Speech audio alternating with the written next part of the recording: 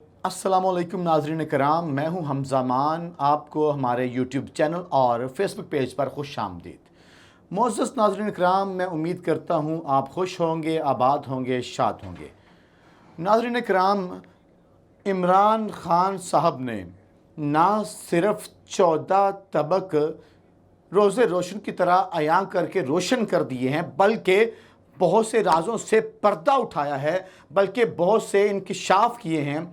Army chief जनाब मोहतरम कमर जावेद बाजवा साहब को एक्सटेंशन मिलनी चाहिए या नहीं, और या फिर कोई नया शख्स सामने आना चाहिए, कोई नया आर्मी चीफ सामने आना चाहिए, चाहे वो कोई सीनियर जनरल हो। मैं किसी का नाम नहीं लेता। और इस पर इमरान खान साहब ने अपने दिल की बात की, बल्कि जनरल फैज़ हमीद के साथ इमरान खान साहब की कितनी मुलाकातें हुई हैं, गुत्थियाँ सुलझने की बजाय मज़ीद उलझती जा रही हैं और कुछ सुलझ भी रही हैं, और इन गुत्थियों के सुलझने के साथ मज़ीद नई गुत्थियाँ उलझ जाती हैं। लेकिन अब बहुत कुछ क्लियर होता जा रहा है। मुझे ना चाहते हुए यहाँ पर दो लाइन्स अशार में कहनी पड़ेंगी कि हम तो ठहरे अजनबी इतनी मुलाकातों के बाद, हम तो ठहरे अजनबी इतनी मुलाकातों के बाद, ये खून के धब्बे धुलेंगे कितनी बरसातों के बाद। तो नाज़रीन किराम, ये जो होता सिलसिला चलता जा रहा है, ये बहुत से मामलात के ऊपर से धुंध छटती जा रही है। जबकि नवाज शरीफ साहब को बाहर किसने भिजवाया, इस हवाले से शाह महमूद कुरैशी साहब ने एक बहुत बड़ा इंकशाफ किया है। इसमें भी एक नया कट्टा खोल दिया है, और नवाज शरीफ साहब को अब वापस जो लाया जाना है, क्या ये बिल्कुल वही किस्त जो है दुबर्रर की जाएगी, दोहराई जाएगी। लेकिन उससे पहले मैं आपके सामने खबर रखूँगा, उसके बाद एक ऐसी सैड न्यूज़ आपके सामने रखूँगा जिसने मुझे सारा दिन और गुज़श्ता रात मुझे बड़ा सैड किया। मैं बहुत दुखी रहा हूँ, मैं बहुत बिज़ी था, मुझे 2-4 काम करने थे ज़ाती, कुछ मीटिंग्स थी। एक मीटिंग एक बड़े अच्छे इदारे में थी, अच्छे एक दफ्तर में भी थी, सरकारी इदारा है, मैं नाम नहीं लेना चाहता किसी मजबूरी के बायस। तो मैं वहाँ पे भी गमज़दा था। वहाँ पे एक सीनियर मिनिस्टर साहब ने मुझे पूछा कि हमज़ा बेटा क्या हुआ है बच्चे, आज आप बड़े अफसरदा लग रहे हैं, हालांकि अक्सर आप बड़ा जॉली मूड में होते हैं।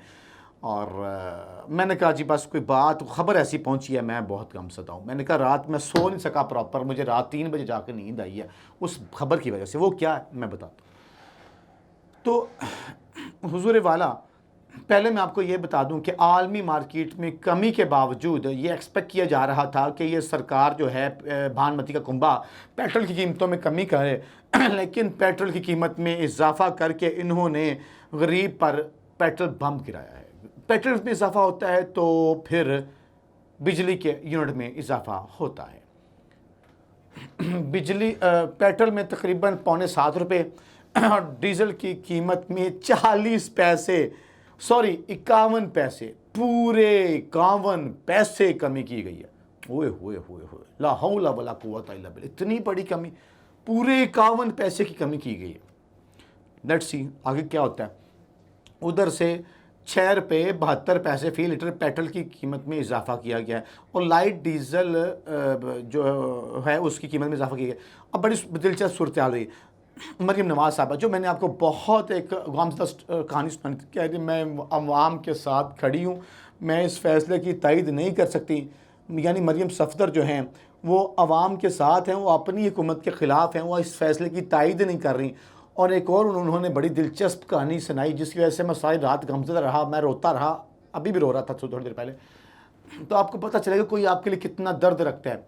कोई कोसों मील दूर यूके में बैठा, फ्लैट्स में बैठा, फ्लैट्स में अरबों खरबों के फ्लैट्स में, उसमें बैठा कितना गमज़दा है। मरीम सफ़दर साहबा कहती है मियाँ नवाज शरीफ साहब ने इस फैसले की सख्त मुखालफत की, और यहाँ तक कह दिया कि मज़ीद एक फ़ैसले का बोझ मैं अवाम पर नहीं डाल सकता, कि अगर हुकूमत की कोई मजबूरी है तो वल्लाह मैं नवाज शरीफ, साबिक़ वज़ीर आज़म नवाज शरीफ, साबिक़ वज़ीर आला नवाज शरीफ जो कभी वज़ीर आला भी थे और बार बार ये वज़ीर आज़म पाकिस्तान हुए, उन्होंने कहा कि अगर मौजूदा हुकूमत की भानमती के कुंबे की कोई मजबूरी है अवाम पर पेट्रोल बम गिराना, अवाम पर मज़ीद बोझ डालना, तो ये हुकूमत जाने और अवाम जाने और पीपल्स पार्टी जाने और मौलाना फजल रहमान जाने और शहबाज शरीफ मेरा भाई नवाज शरीफ साहब ने कहा मेरा भाई शहबाज शरीफ जाने। नवाज शरीफ साहब ने कहा कि मैं इसका हिस्सा नहीं बन सकता, और नवाज शरीफ साहब उठे और वीडियो लिंक पर मीटिंग छोड़कर निकल गए।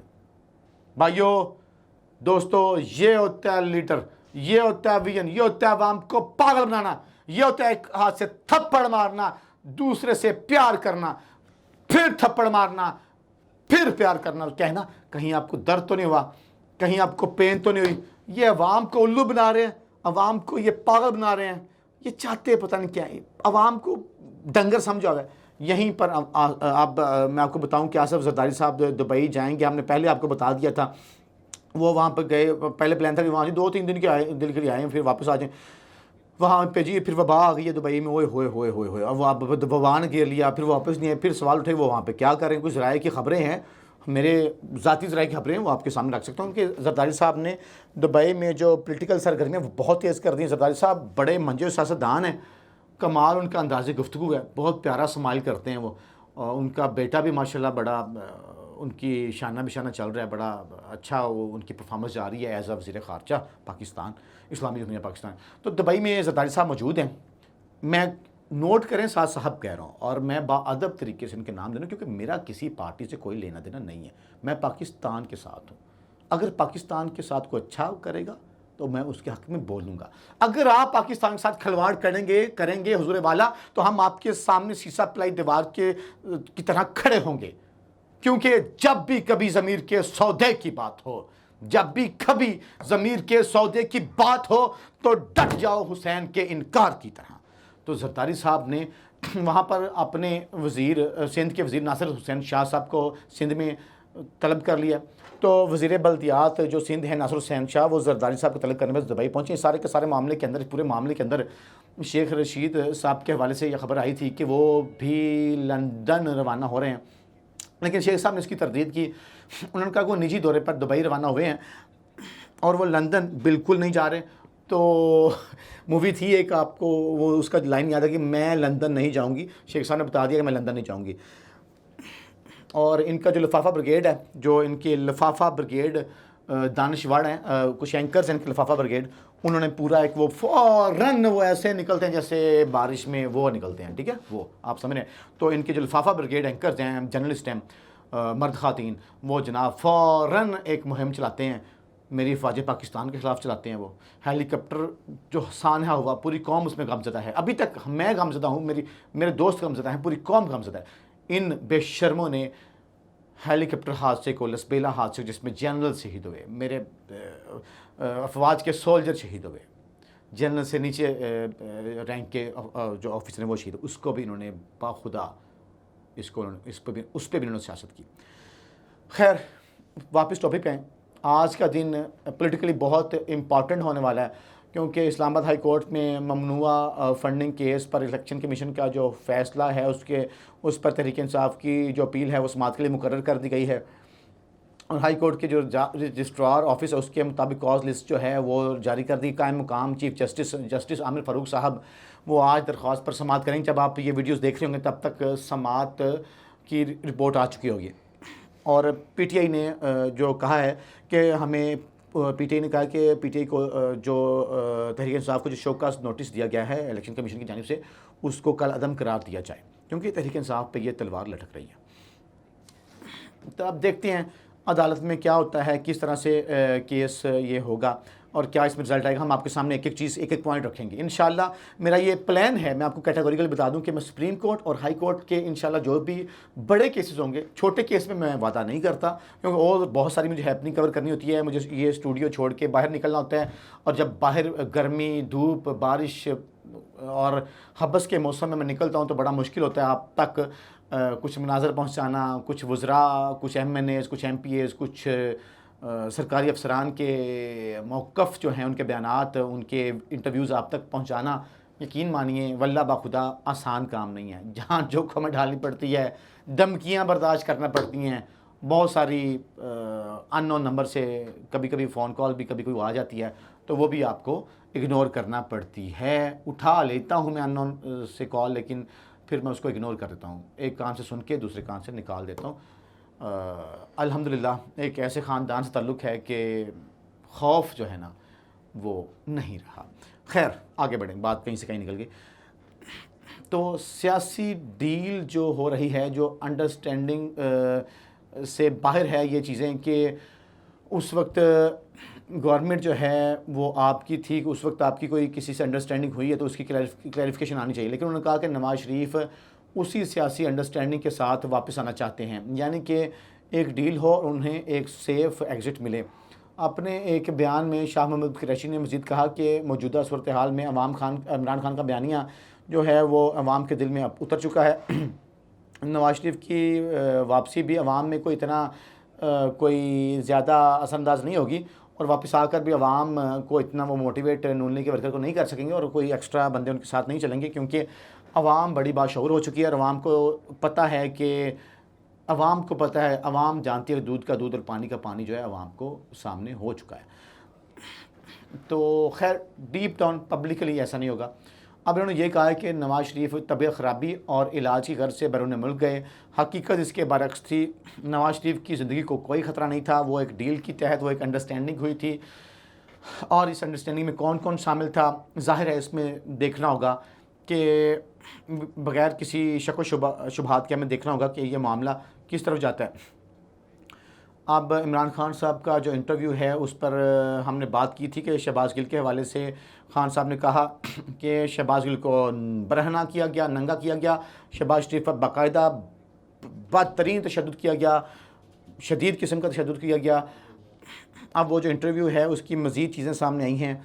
मैंने उस इंटरव्यू को बड़े गौर से सुना, मैंने उसको कहीं कहीं रिपीट करके थोड़ा थोड़ा सुना, कुछ पॉइंट निकाले हैं इमरान खान साहब की बॉडी लैंग्वेज पे मैंने गौर किया। इमरान खान साहब ने मज़ीद कहा कि ये मुझे बहुत दुख है, ये लोग हैवानियात पर उतराए हैं, ये लोग मेरे फ़ौज पाकिस्तान के ख़िलाफ़ क्या कुछ नहीं कहते रहे। मरियम ने कहा कि ये जो दहशतगर्दी है इसके पीछे वर्दी है, ये मरियम सफ्तर बारहा कहती रही है। मौलाना फजल रहमान साहब ने बाकायदा जनरल्स के नाम लेके जनरल्स को धमकियाँ लगाई, और नवाज शरीफ साहब ने क्या कहा कि अब मैं वो अल्फाज दोहराना नहीं चाहता, नवाज शरीफ साहब भी बहुत कैटेगोरिकली मेरे फ़ौज पाकिस्तान के ख़िलाफ़ ये चीज़ें कहते रहे हैं। ये इमरान खान साहब ने कल इंटरव्यू में बाकायदा बताया, और उन्होंने ये भी बताया कि मौलाना दूसरे जो आपके हैं जरदारी साहब हैं वो भी बड़ा कैटेगोरिकली जर्नल्स को मुखातिब करके बहुत कुछ कहते रहे हैं। तो इमरान खान ने कहा कि इन्हें तो कोई कुछ नहीं कहता, हमारे बंदे को उठा लेते हैं आप। और जो वज़ीर दाखिला हैं हाशिम डोगर पंजाब के, उन्होंने कहा कि अगर किसी के जज्बात मजरूह हैं तो बताएं, किसी इदारे के जज्बात मजरूह हुए हैं तो हम कार्रवाई खुद करते हैं। तो ये बड़ा एक लम्हा फ़िक्रिया है कि इदारों के अगर जज्बात मजरूह होते हैं तो उससे भी सख्त कोई बयान देता है मेरे इदारों के ख़िलाफ़, मेरे फ़ौज पाकिस्तान के ख़िलाफ़, तो ऐसी की तैसी किसी कि कोई सख्त बयान दे और उसको फिर कहा कुछ ना जाए, ये सोचने वाली बात है। ये कौन सी ऐसी कुव्वत है जो नरम बयान देने वालों को, इदारों के ख़िलाफ़ नरम बयान देने वालों को उठा के बरहना करके मारा जाए, और इंतहाई सख्त, इंतहाई गंदे अल्फाज, इंतहाई घटिया अल्फाज इदारों के बारे में बोलने वालों को ना उठाया जाए, ना ज़दोकोब किया जाए, ना उन्हें वार्निंग दी जाए। तो यहाँ पे थोड़ा सा सोचना होगा कि ये कौन क्यों कैसे कर रहा है, या फिर उससे मोरल डाउन नहीं होता। ये अहम सवाल पीटीआई के सर्कल, पीटीआई के रहनुमा पूछ रहे हैं। अब कुछ और चीज़ें भी हैं कि शहबाज गिल ने अदालत में एक बात कही, मुझे वो जिस तरह रिपोर्ट हुई जिसमें पूछा गया कि शहबाज गिल साहब जनरल फैज़ से कितनी बार मिले हैं, तो इस स्टेटमेंट की इमरान खान साहब ने स्टेटमेंट की क्लैरिटी की शहबाज गिल से। उन्होंने कहा खान साहब ने कि ये नहीं पूछा गया कि शहबाज गिल से क्या पूछा गया, उन्होंने कहा शहबाज गिल से ये पूछा गया कि इमरान खान से जनरल फैज़ कितनी बार मिले, और ये पूछा गया कि इमरान खान साहब खाते क्या हैं। शहबाज गिल से ये पूछा गया कि साबिक़ वज़ीर-ए-आज़म पाकिस्तान, इस्लामी जमहूरिया पाकिस्तान, साबिक़ वज़ीर-ए-आज़म इमरान खान खाते क्या हैं, पीते क्या हैं, ओढ़ते क्या हैं, बिछोते क्या हैं। शायद इसलिए पूछा होगा। हाँ, मैंने इस पे एक जगह पे कहा भी था, खान साहब की 1.5-2 घंटे की तकरीर थी हॉकी स्टेडियम की, 1.5-2 घंटे की। तो किसी ने सही पूछा इस उम्र में इतनी देर खड़े रहे। मैं स्टेज पे मौजूद था और मैं बार बार ऐसे गर्दन पीछे टर्न करके, कभी यूँ करके खान साहब को बार बार देख रहा था। मैं सोच रहा था मैं बैठा थक गया हूँ, 1.5-2 घंटे खान साहब की तकरीर चल रही है और खान साहब मुसलसल खड़े रहे हैं, इमरान खान साहब, और उन्होंने पानी का घूंट तक नहीं भाई साहब उस 1.5-2 घंटे की तकरीर में सुन पिया। मैं लाइव सुन रहा था। तो अच्छा है, कुछ लोगों को कुछ सीनियर लीडरान को, पार्टी के लीडरों को इमरान खान साहब के डाइट प्लान को फॉलो करना चाहिए, ताकि वो भी अपनी सेहत बरकरार रख सकें और वो भी इमरान खान साहब की तरह लंबी उम्र और सेहत तंदुरुस्ती पा सकें। खैर, खबरें और भी हैं, अगले व्लॉग में आपके सामने रखेंगे। अपने कुर्बजवार में गुरबा का बहुत सारा ख्याल रखें। पाकिस्तान जिंदाबाद।